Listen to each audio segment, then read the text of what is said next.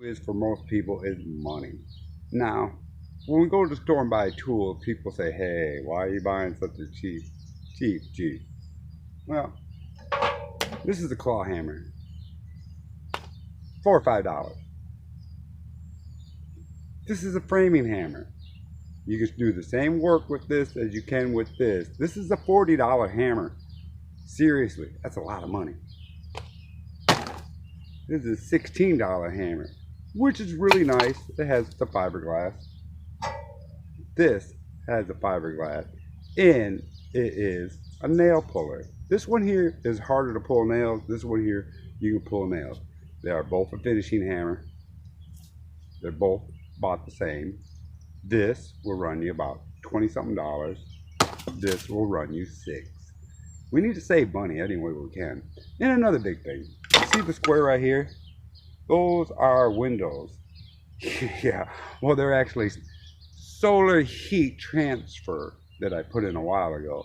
And we had holes on the bottom too, so the air would go up in through and back in during the winter time when the sun was out. Well, all that's changed now. We have trees growing, so I eliminated that, and we're building a thermal barrier. The little windows on top are like this. This is the frame for it. There's actually a 4-inch circle that's cut out. I want to use a colored glass for the windows. That is a light blue glass. You let me know what you think. Clear, light blue, yellow. This is the vintage poured glass. It has the little bitty spots in it. And they will be going over 4 holes up on top. Out for 90 3/4 inches. Now we can find a 90 and a 3/4. You see how easy that is? These are all like written out. Okay, we're gonna put a mark on this side, and we will put a mark on this side. Why? Because we're not using a framing square. Framing square comes in quite handy, but I wanted to show you the way to do it without one, because that is what it's all about. We have a nice line right there. We're going to cut this off. There's a little mark right here on the saw. Let's see if we can't get that to show up. It's a 0. That little line right there. We're going to match that up with this little line right here. And if we match those two up, they should cut pretty good. Maybe.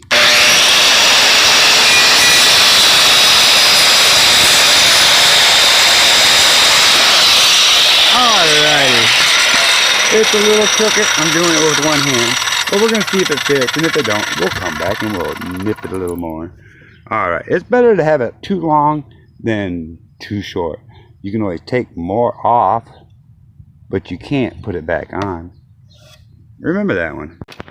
Well, when working by yourself, if you mark out your bottom ledger board for your 16 ounce center, just make a little line and you can line that up.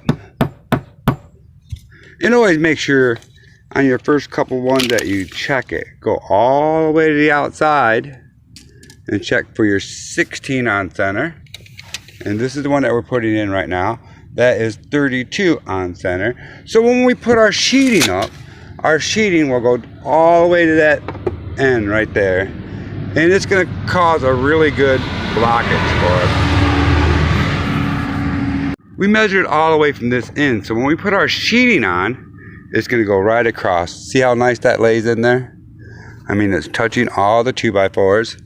Which that's what we want. I mean, this building is really, really old. And it's really, really, really falling apart. But anyway, we'll attach that there. Then we'll go up here and we'll measure again from there to there. And make sure we're 32 inch on center. And we're going to go ahead and screw that in place.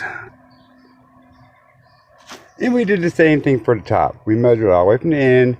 We made a reference right here of the 32 inches. So we have to line this up with that 32 inches to be on center.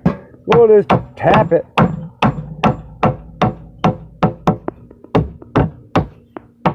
And that'll take us right on center. We have our center mark. This is our center. And this would have to be the center of this post.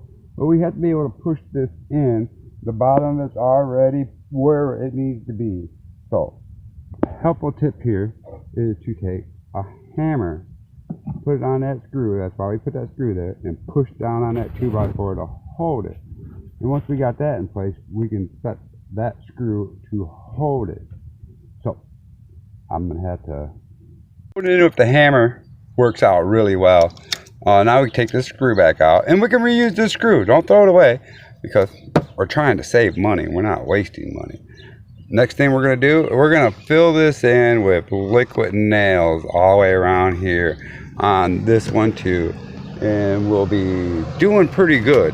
So let's get this done. Well, the first 8 foot of this is framed. And in a comment, let me know what you think about the windows. Should it be like a blue? Because you can see this on the inside. I mean, it's going to be pretty cool. But those little squares up there, which is the windows, you have to make sure they got a lot of glue around them. Make sure that liquid nail the heebie-jeebie out of it, because that's where the moisture is going to be able to get into the wall from the inside of the house. Because there's only going to be 2 thin pieces of glass, one on the inside, one on the outside. And that's it. So we got to make sure those are sealed for moisture don't get into our wall and cause damage.